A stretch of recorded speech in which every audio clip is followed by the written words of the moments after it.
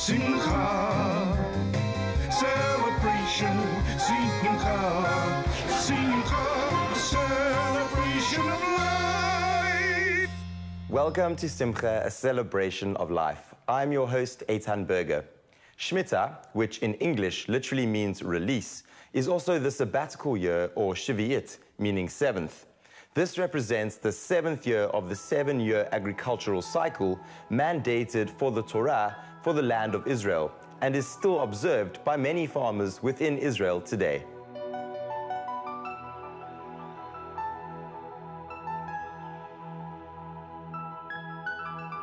There's a commandment in the Torah, in the Bible, that tells us that those of us that live in the land of Israel have a mitzvah, a commandment, to work the land for 6 years, to toil, to plant, to harvest. And the 7th year of the cycle, the Torah says, the Bible says that we are supposed to rest. The land is supposed to rest. The people are not supposed to work the land. There's no planting that's supposed to be done. There are a number of other activities that are also forbidden, including normal methods of harvesting are forbidden.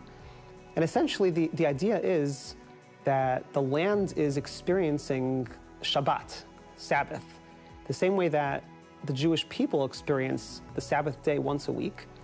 So here, the Torah, the Bible, is instructing us to give the land a rest as well every 7th year. The way that this worked in the times of the Bible, many, many years ago, was that, assuming that during the times that everyone followed the Torah and kept the commandments, during the time of the temple, the first temple at the very least, essentially what was happening was that no one was planting, no one was harvesting, and God in the Torah actually tells us that people might ask this question: what are we going to eat during the 7th year? And the year following that, if we're not allowed to plant, how can you possibly survive? And God gives us a special blessing, a special bracha. The blessing is that I will make sure that the produce that you have during the 6th year is sufficient to provide you for food and for sustenance for the year and even 2 years afterwards. And that special blessing allowed the Jewish people to be able to survive even though they didn't actually have the harvest, the crops growing during the 7th year, during the Shemita year. The question that's raised among the later commentaries is whether that promise applies today. Thank God today, much of the Jewish people has returned to Israel, but we're uncertain whether this blessing applies today in the same way that it did in the times of the temple many, many years ago. And it's actually a debate among some of the modern commentaries, the modern authorities, whether that blessing applies or not. So essentially today, when we have in the state of Israel a thriving economy and a tremendous amount of agriculture and exporting and growing of crops here, there's a major debate among Jews that keep the Torah what they should do about the mitzvah of Shemita. And essentially, to make a long story short, there's different opinions, as there are among many other aspects of Judaism. Some say that we should try as hard as we can to keep the commandment of Shemita as best as possible, the same way that it was kept many years ago. And essentially what that means is almost no planting. There are some rules that allow you to take care of existing crops and existing trees, but further planting additional crops would not be allowed. And that's the way that in these places, many of the farms of many of the Orthodox Jews, not all, but many of them, follow the rules the way that they were given in the Torah.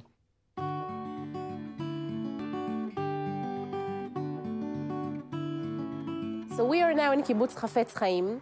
Basically, we are active every year. During the Shemita year, which is only once every 7 years, of course, we have tens of thousands of people that come and spend 4 hours of activity, all about the Shemita. In a fun way, they learn a lot, but it's all around the adventure. ולשמור את המצוות שלך. החלטתי לשמור שבת, לאכול אוכל כשר ולהניח תפילין, אבל לא לעבוד שנה שלמה. Our activity starts with a show.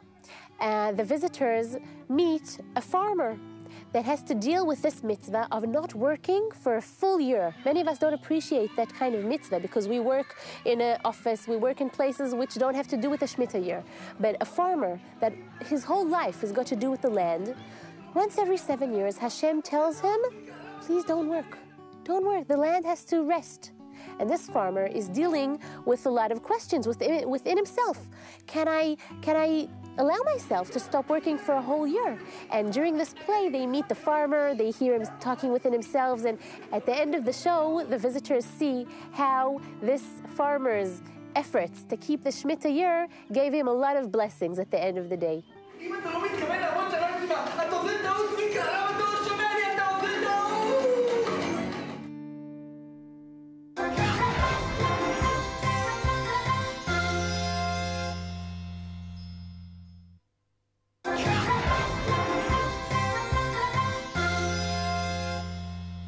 During Shmita, the land is left to lay fallow, and all agricultural activity, including plowing, planting, pruning, and harvesting, is forbidden by halakha or Jewish law.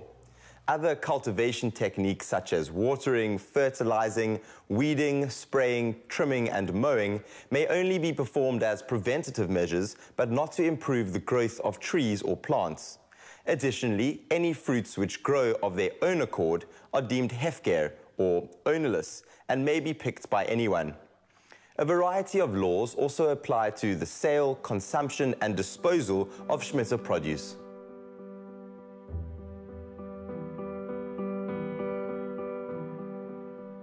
Essentially, what happened was that the Jews began to come back to make Aliyah from other countries before the State of Israel even existed. This already was taking place in the 1800s. The state only was formed in 1948, but the questions of the modern economy and farming in the land of Israel that we're dealing with today when it comes to Shmita already began many years before that. And essentially what happened at that time, the rabbinic authorities were divided about whether there was an alternate method of keeping the laws of Shmita and still allowing farmers to plant, because otherwise they would starve. And what some rabbis developed that was agreed in certain segments of the community was essentially a method of selling the land to a non-Jew, and then whatever crops are grown on that land by Jews and by their workers would be permissible, not violating the commandment of Shmita, because officially on the books, the land was not owned by the Jew, it was owned by a non-Jew.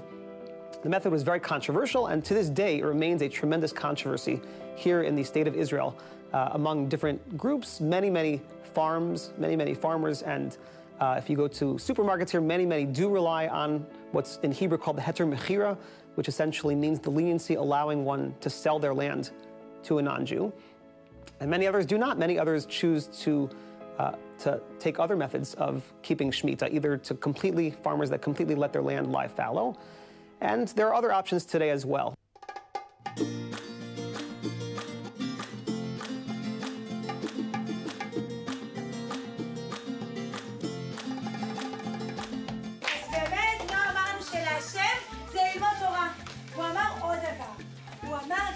Children are now learning about the Shmita within our individual kitchen. We are used to think that the Shmita belongs to farmers, it belongs to the land of Israel. That's correct. But the real thing is that the Shmita belongs to every single house, because fruit and vegetable that grows within the Shmita year in Israel is holy. And if I buy these holy fruit and vegetables in a shop, they have a special way of dealing with them. I can't just use them in a normal way or however I want. There are special rules how to deal with the holy fruit and vegetables that grow within the Shmita year in the land of Israel. So the place where you can buy these vegetables and fruit is called Otzar Haaretz. It's a chain of shops called Otzar Haaretz, and they sell holy products that grow from themselves in the Shmita year.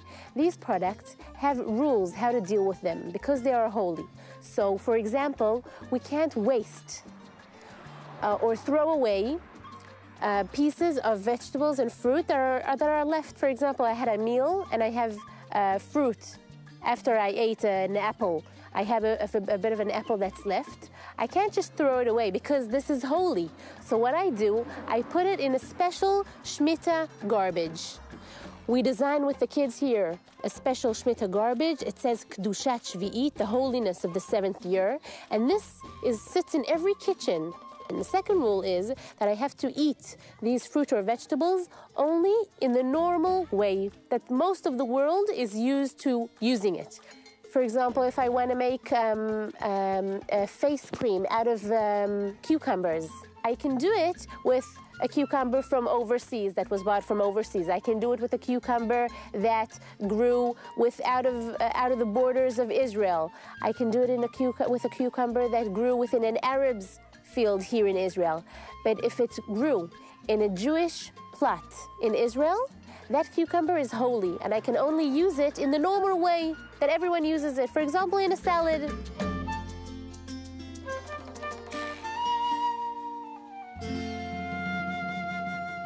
There are a number of other methods that the Israelis today in the state of Israel have developed to try to at least partially keep Shemita and at the same time continue the economy in a way which allows us to be able to eat and not to starve during this year.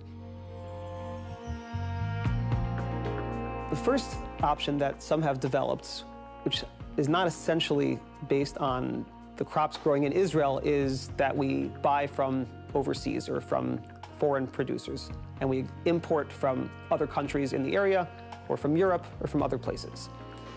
That, of course, has a positive and a negative. In terms of the laws, the technical laws of Shemita, it's positive because there are no questions whatsoever that you're eating something which was grown in a prohibited manner. On the other hand, many argue that it's not appropriate to be purchasing fruits and vegetables, for example, from other countries when we have Israeli farmers right here today that we want to support.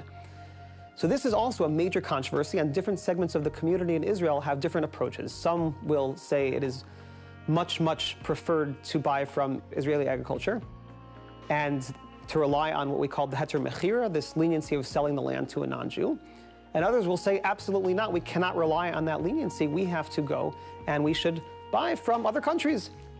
And what happens today in many places, especially in many of the ultra-Orthodox parts of the state today, in many communities, they import vegetables from Jordan, some from Israeli Arabs that live in Israel but are growing from land which is not specifically owned by Jews, or from other countries, from Europe, and some things, sometimes even certain fruits from America. So that's one option. Those that say we don't want to do that, so some of them will rely on this leniency of farms that grow from land that was sold to a non-Jew. And others have developed using new technology. One of the options that's been developed over the past 20, 30 years or so is called in Hebrew matzah menutak, which essentially means detached produce.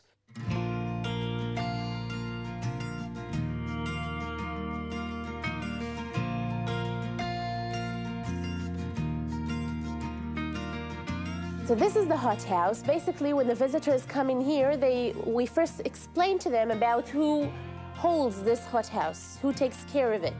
Every year, and especially during the Shemita year. His name's Chaim. He's our farmer. He's an amazing guy. And we speak to the kids and to the visitors about Chaim. And in this hothouse here, we see plants that are permitted to be dealt with during the Shemita year, because actually they are 100% separated from the Israeli land. So if you look around this hothouse, you'll see 3 different rules that have to be in this place in order for the plants to be called separated. So we see in this hothouse that the plants are sitting all on plastic, right? They are not connected to the ground in any way. They are separated, sitting on plastics. The second rule is it has to be in closed pots. You can't spread pieces of land or sand on these plastics. You have to have it closed in pots. That's the second rule. And the third rule is that we have to have a roof above us. Then it's 100% disconnected to the ground. That's what it's considered halachically matzah menutak. I think in English you would call it separated plants.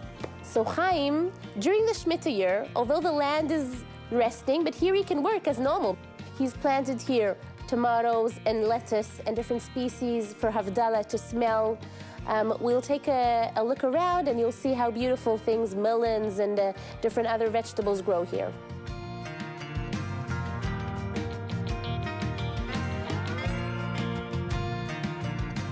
There's at least two other options that one has available to them in Israel. One of the options is that through modern methods, you can actually freeze certain types of vegetables that last for a significant amount of time in cold storage. For example, potatoes and carrots and onions can be grown during the 6th year. And if they're grown during the 6th year and harvested already during the 6th year, so the rule in Jewish law is that that is considered to be 6th year produce. So therefore, what they can do is essentially store those products in cold storage for a number of months during the beginning of the Shemita year, that when you buy those products, you don't have any problem of Shemita whatsoever. So that method works for certain types of vegetables for a certain amount of time at the beginning of the Shemita year. It will not work for the entire year because you can't cold store vegetables for an entire year.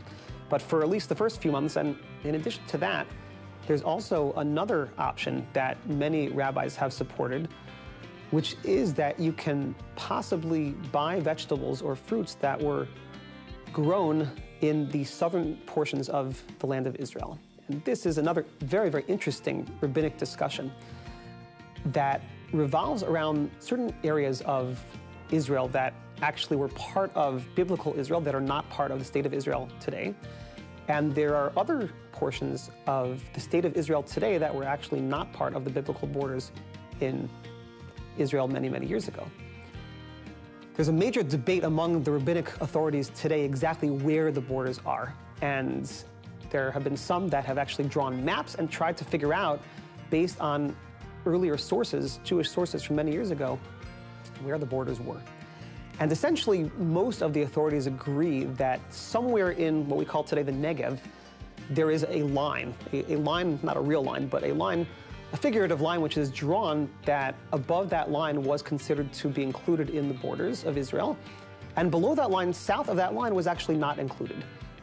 And the ramifications for our discussion today of Shemita are that perhaps below that line, whatever areas in the southern part of Israel were not included in the borders of the first or second temple, it would actually be permitted to plant in those areas. And those that support that essentially say that we have today many kibbutzim and other places in the southern part of Israel, many areas what they call the Arava, that would actually be perfectly permissible to plant and to harvest the crops normally during the entire Shemita year, and then sell those crops without any problem. And that's what you find in many places today as well, that they sell vegetables, this time of year vegetables, and perhaps later in the year there'll be fruits that are sold from the southern parts of Israel. And halachically, according to Jewish law, there's no problem of having violated Shemita by planting in a prohibited manner.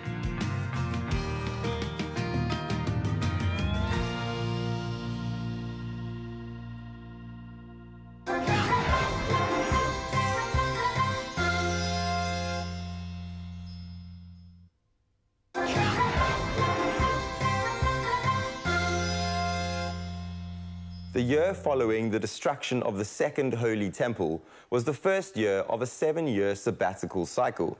In the Jewish calendar, counting from creation, this was the year 3829. If we continue to count in sevens from then, we see that the 5775 after creation, which is currently running from the 25th of September 2014 through to the 13th of September 2015, is also a Shemita year.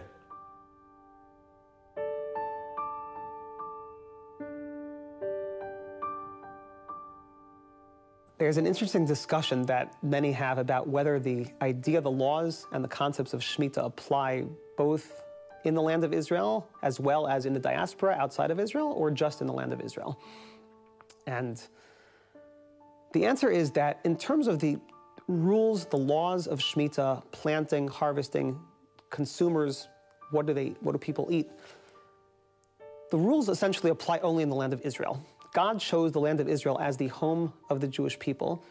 And though we've been away for many, many years, that we've lived in exile in the diaspora, Israel is still the home of the Jewish people.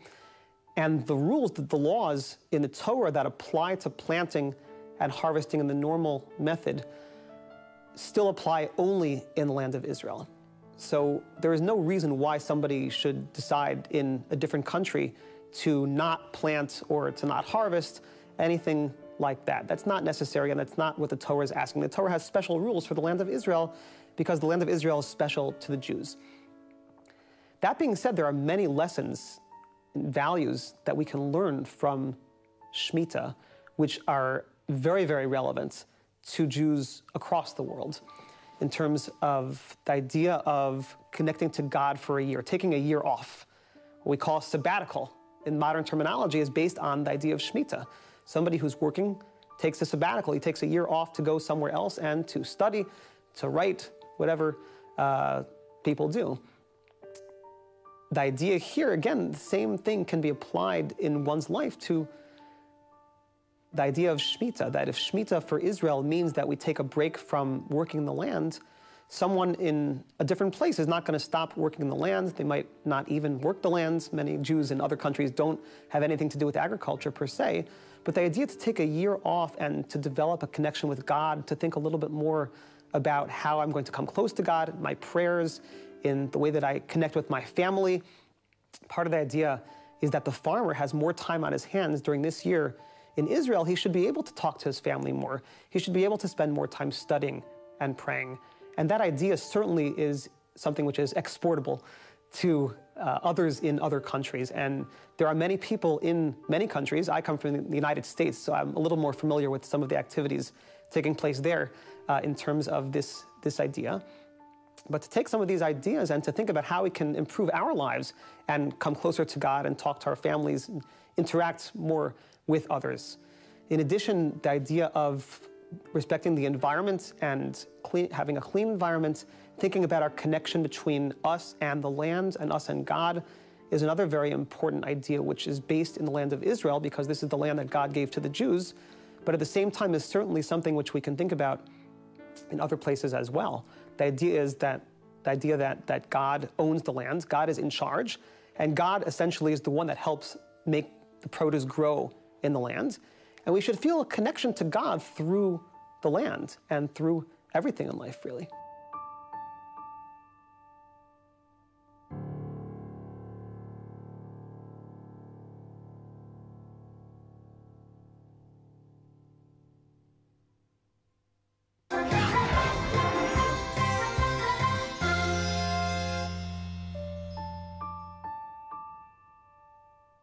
How can you live differently in this Shemita year?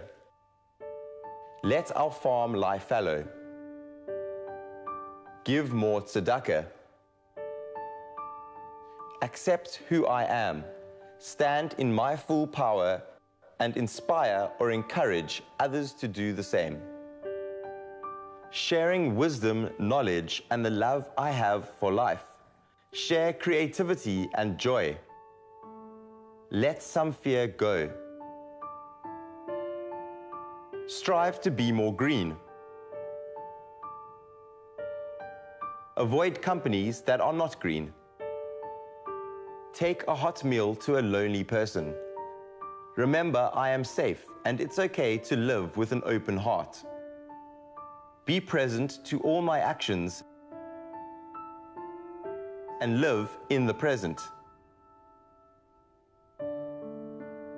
Make sure each week there is time to unplug or pause from technology.